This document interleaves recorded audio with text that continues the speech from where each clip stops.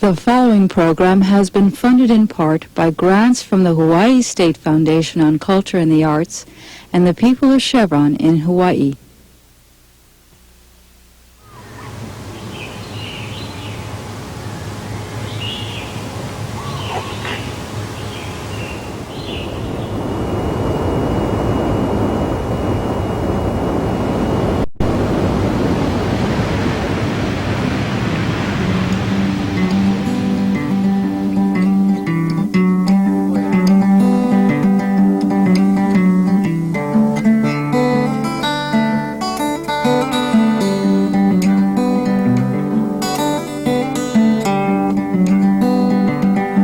To me, the west side of this island, the music style on the west side of Kauai is basically kick back, relax. And this is Kauai, not, I don't know how to explain that. This is just Kauai, slow and easy living. So that's how we play the music, easy.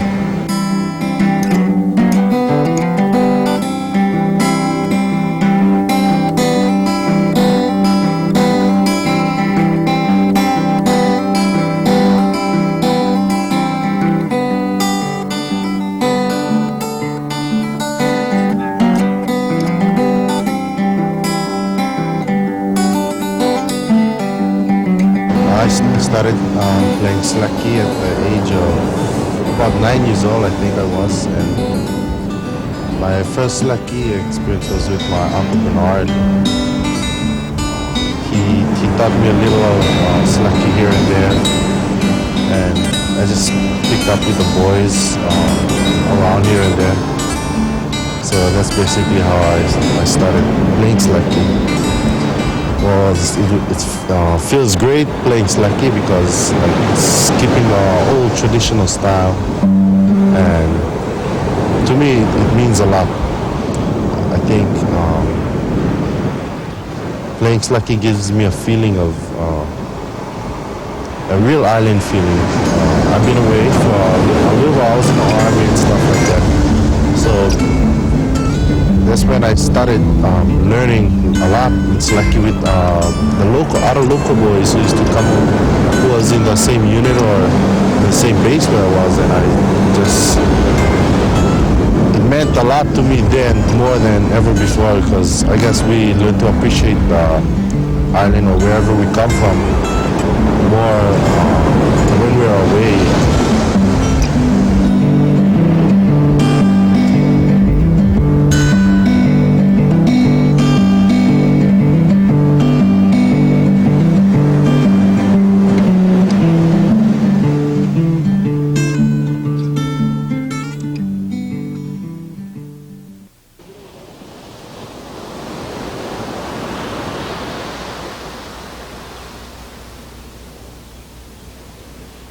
Gyotaku is an old art that was used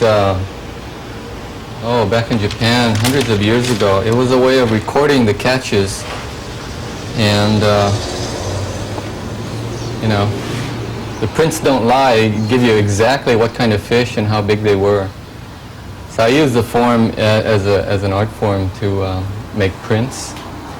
I go diving at night to catch these fish, and you prepare them, print them, and since I use water-soluble inks, you can clean them and eat them, and then later sell them. So it's the complete form in itself. This is a finished print here. This is a baby aholehole fish.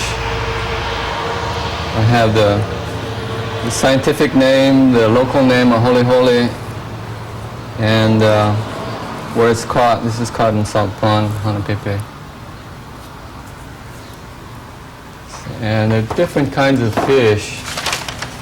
Let me see. This is kupipi. It's a delicious eating fish too. This is nenui. It's a nenui. What is that? And some more exotic fish. This one is a tilapia. They print really well because they have a nice scale structure. And they're flat fish.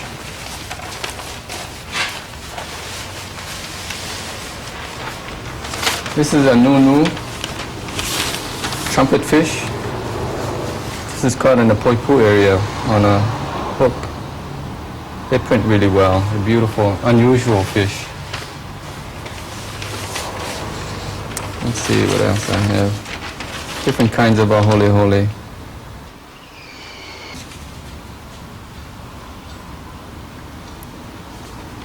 And also redfish. Where's that redfish?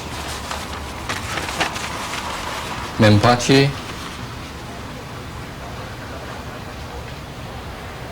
You can see the big eyes. These are night fish. They come out at night.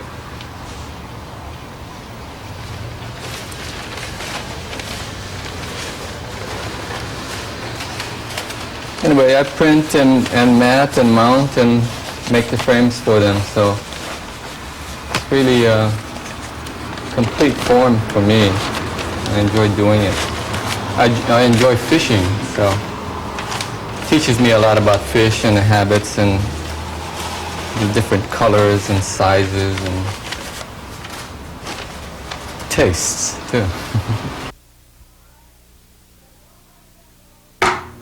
I, Aloha Iano, A'o Waimea.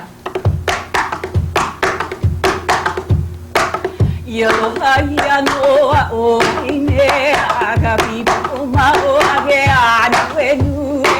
Aloha Iano, A'o Waimea, Agapipo Mao Age Anuenu.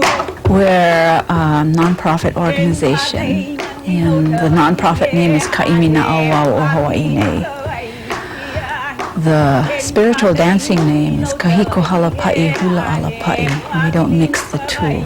One involves money and the other is for love. We've been in existence for 19 years here on Kauai.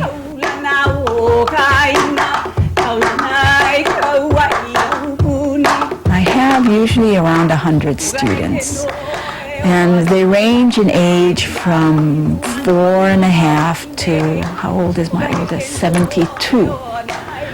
And the color spectrum is from dark to white.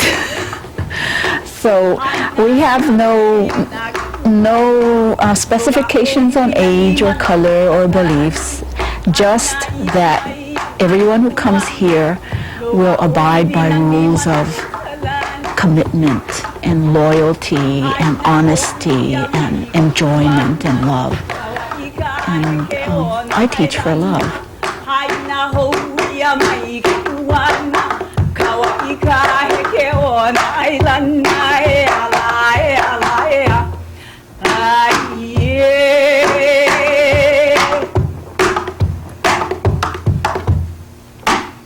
I, Heinono, Mano Kalani. I'm a teacher, and my philosophy is that I must teach my students everything I know, because they are the ones who will carry on my philosophy, my teachings, which come from my teachers, and my philosophy come from my teachers. So they are the people who will carry forth these philosophies and ideas and ways of doing things. If I don't teach them everything, then I'm not a teacher. Some students are ready for certain things and they will grasp it. Other students are not ready for it and it goes above their heads. The only concern I think any teacher has is that whatever is being taught will be utilized in the context of how it's being taught and not any other way. it is an easy medium for learning the language and an easy medium for learning customs and history and philosophies and religion, because hula involves all of those things. And one doesn't really have to know the language, but if one wants to get in depth, then one must know the language to appreciate all concepts of the Hawaiian culture. Because in the word, there's that philosophy, proverb, in the word there is life, and in the word there is death. So it means all that what you say, what comes out of your mouth, will give someone life or will take the life away from that person. If you say, what a great job you're doing, the person feels good, they live. But you say, that was awful, and nothing more coming through, then they feel down and don't want to do anything. So the words from your mouth promote positive or negative thinking, promote love or hate, or promote building or destruction. And I believe that we should always promote building and love and those things, and not destroy.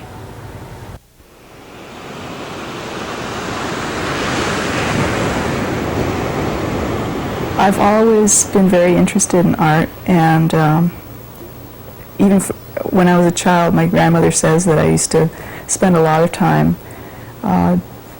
drawing, and she'd give me a crayon and say that was the best way to keep me busy and everything. And I had a great aunt, also her sister, who was an artist, and she used to let me color in her sketches, and because she did portraits. So I've always been encouraged to be, to do my art. And I've had some very good art teachers here on Kauai, Carol Yatsuda at Kauai High School.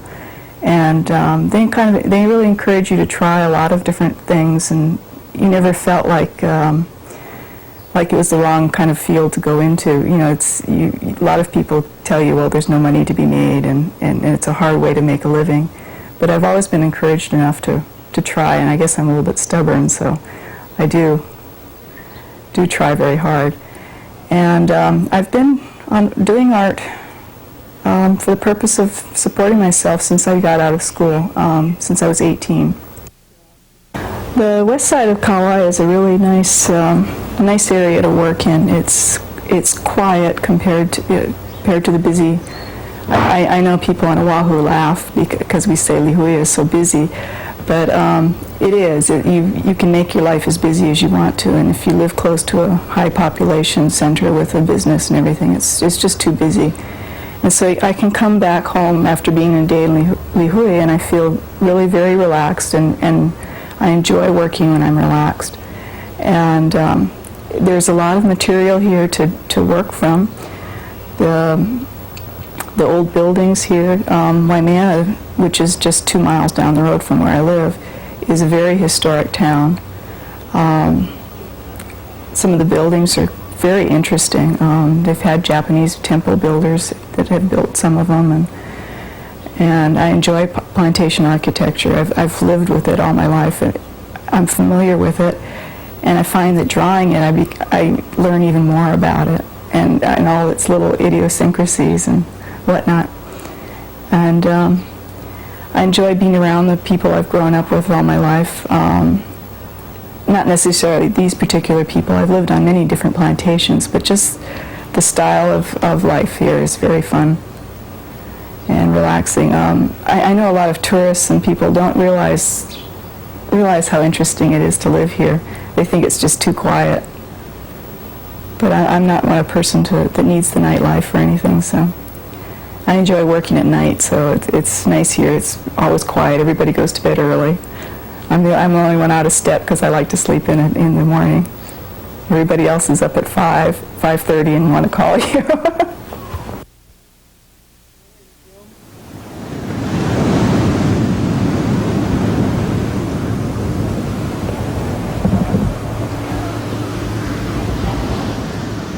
8x10 format is was a standard for the industry for years and years and years. It's not until comparatively recently that we've gone into the smaller formats. Of course, a little bit more convenient, but you're sacrificing on the, again, your quality. And having such a large negative, it's very easily retouched and manipulated. And also with that, when you get into the large formats, you can square out everything, line up the edges. Let's say for buildings, your standard lens will distort naturally, and so you'll never have your lines quite even with the edges of the photograph, whereas larger format will square that right up. And you can put things into perspective, but you can also twist things to a great extent, you know, having your depth of field in specific areas. So it's much more of a manipulative type of negative, you know, big negative. You can easily do a lot more work on it. Here in Kekaha, I really like it because it's the climate, first of all, it's nice and hot and dry. So I can keep a lot of film and papers and have no problem whatsoever with mildew. And whereas, you know, North Shore, it's classic. You get your 3 months of rain and things like that, and that's murder on your artwork, you know, on your papers, and long-term storage and conservation too. There's nothing like a permanent photograph, or a photograph that can last up to 500 years with proper storage and things like that. Permanent things. And plus I enjoy working with old precious things, art objects, things like that. It's the only way you can get as close to them as you can is by actually getting involved in some sort of exhibit or in photographing those objects itself. Kokei is a remarkable Hawaiian place. It's one of Hawaii's great secrets. I grew up I was on the Big Island for many years, and it's similar in a way to the volcano area. It's at the same elevation, 4,000 feet, but it's much more pastoral, and people on Kauai love Kokei and consider it a big deal to bring the family up here. It's a well-used park. People come up to fish, to hunt, just to have a great, you know, picnic in the meadow. So it's well loved by people here. Kokei Museum was founded in 1953, and it's the only source of public information in Kokei State Park and Waimea Canyon State Park. We're open 365 days a year, but we also have a number of activities for the community, for families, for kids throughout the year. And the basket making workshop you see today is one of those activities. What we're doing in Kokei is we're helping rid the forest of the banana poka vines, and because it's such a beautiful vine, we thought it would be really neat to make a lot of baskets from it. So we've been having a series of basket classes this summer where I've been teaching participants how to weave 3 or 4 different types of baskets. The one I'm working on now is a free-form basket where it doesn't need to have a lot of discipline. And you can make any shape you want when you're working with the baskets and the vines. The hardest part about weaving with a banana poka is that you have to go out into the forest and take it down, because sometimes the vine doesn't like to give away from the trees. So it takes a lot of energy. Then we come back, we have lunch, and then we talk about the baskets and about the history of basket making a little bit, and start weaving. The banana poka vine is an imported vine, and it loves Kokei so much that it has taken off and it just climbs all over the trees. It's a perfect climate for it, and it grows everywhere. And the birds eat the fruit and drop the seeds, and it's all through the forest now, and it suffocates the trees so that they can't grow. And if we can go out and at least keep it partially under control by pulling the vines and making the baskets, because they make nice, strong baskets, maybe we can have a happy medium with this imported fruit that's doing damage to Kokei. I'll start with just a little bit of history of Barking Sands. It's kind of a unique place here on Kauai, and the name Barking Sands, in fact, comes from the kind of sand that's located up on the northern part of the basin, the dunes, and it's a unique molecular structure such that when you walk on it, it makes a woof woof sound, and that's where the name comes from. Now there is as I understand, a Hawaiian legend that go along with that about a fisherman and his dogs, and when the fisherman went out to sea and came back, his dogs were gone, and when he looked for them, he heard the woofing sound in the sand, and That's where the Barking Sands came from. But an interesting place. It's a very unique activity here on Kauai. In fact, we're I think the only, or perhaps one of the only other military installations in the state that's not on Oahu. So it kind of makes us a little unique being out here on the island of Kauai. Military's been here since just before the war. An airfield was built here in the 30s out on this plain, this flat plain that sits on the western end of Kauai. It's called Mana is the area here. And as I say, the first airstrip in the island was built here on Barking Sands. Originally a grass strip, was used for some trans-Pacific flights. Some of the early Pan Am Clippers stopped in here. And then, I guess right at the beginning of the war, it became a military field and was used throughout the war as an auxiliary landing field, an Army Air Corps base. And it came into little use after the war, was transferred and became part of the Air Force, the then emerging Air Force. And the Navy came aboard in the late 50s with some testing involving the Regulus missile, which was one of our early submarine-launched missiles that was performed out here on a range. And we've been here ever since. So the Navy's been a big part here on the western part of Kauai since right after the war.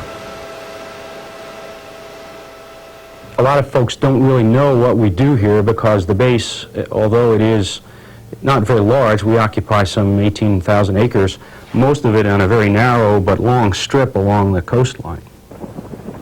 Most of our activity occurs on the range, which is some 18,000 square miles of open ocean to the west and north of the island. The range is the largest three-dimensional range in the free world. And three-dimensional, I mean we have sensors that can accurately track to within inches in many cases objects in the water, underneath the water, and in the air. We do that using radars and telemetry devices. And the bottom of the ocean for about 1,000 square miles is seeded with hydrophones, these very precise listening devices that are all tied together with cables back ashore here into my Range Operations Center. And that provides, as I say, the underwater positioning of objects. And the objects principally are submarines that come out and torpedoes and weapons that they fire on the range. Ships come and aircraft will come and use the range to fire again many of their weapons. This is principally a training range, which means that we take existing forces, ships, submarines, aircraft, most of them, many of them home ported in Pearl Harbor, although we do get units from the West Coast, from San Diego ships that come by and use the range, but they come out and use the existing weapons to train, basically to hone their skills. And with the events that are going on in the world today, it's becoming even more important that our ships and their crews be as well trained as they can. In fact, many of the units that are deploying rapidly over to the Persian Gulf area are stopping by here on the range and are performing training exercises, including firing missiles and gunfire to get their readiness up so that they will be prepared to defend themselves and the United States interests in that area if they're called on to do that. So, as I say, we're the largest range and we get lots and lots of customers, although most of them you don't see because the range area is pretty far out to sea. There really isn't very much visibility here on the island of Kauai. The beaches are all public access, and in fact, we have several thousand people per month will come on the base, and we offer open access to folks to come. They have to get a pass to come on the base, but we allow them the opportunity to go through several access roads on the base that take them out to the beach areas where they can fish and swim and surf. We have a very positive image, I think, with the local community, good relations with them, and I think these are the kind of things that do reinforce the good neighbor policy I think that we have here on the base. recreationally on the west side, you basically have to make it happen yourself. You can't go to Sea Life Park or someplace like that, and so we create our own fun. And it varies from person to person, from hunting to other outdoor kind of recreation mostly. One thing that I always enjoy is the beach. We like to take our vehicles up and down the beach and play with them there. I've been doing that since, I think I was about 15 years old, and my father bought me a Model A Ford, and while it didn't have four-wheel drive, we still took it down the beach and used to get it stuck all the time, and that's part of growing up and having fun. Today, with more and more people around and the consciousness of the beach, we don't do it quite as much as we used to, but still once in a while, if there's nobody around, take something out and take a ride down the beach with some friends. It's a lot of fun. I tell people all the time, who are coming for jobs or coming to live, you expect it all to fall into your lap. It doesn't happen, and you have to plan your weekends and plan your activities, and if you don't, you can sit at home.